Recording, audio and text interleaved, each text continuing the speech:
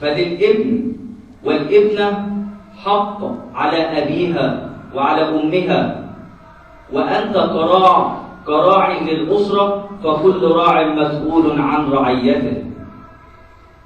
فأنت مسؤول يوم القيامة على هذه الأمانة التي وهبها الله لك من الأبناء ومن البنات، فأحسن تربيتهم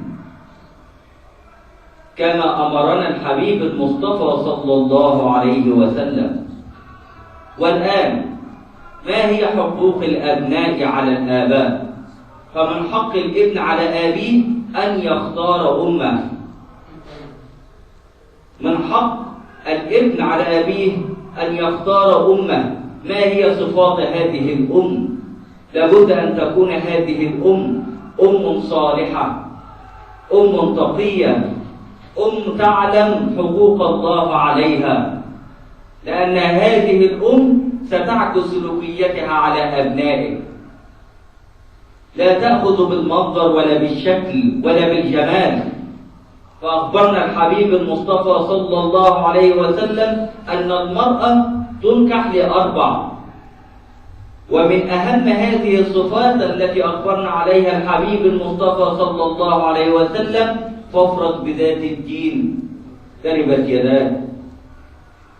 فخذ المرأة التي لها أصل ولها دين، لها أصل ولها دين، لأن هذه الأم في بيتها هي راعية على أولادها، وأولادها في حقها أمانة ستحاسب عليها يوم القيامة. فالأم هي المدرسة التي تعلم أبنائك السلوكيات والقيم والعادات والتقاليد التي يرتضيها الدين الإسلامي والمجتمع الإسلامي. فإذا أحسنت اختيار الأم فهنيئا لك ولأولادك، وإذا أسأت فلا تلومن إلا نفسك.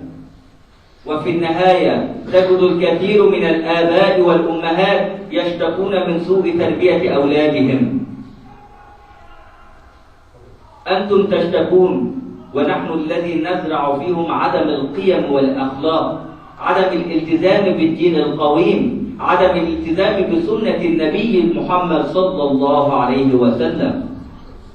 إذن لابد أن نختار لهم أم صالحة، أم تعلم شؤون دنياها ودينها،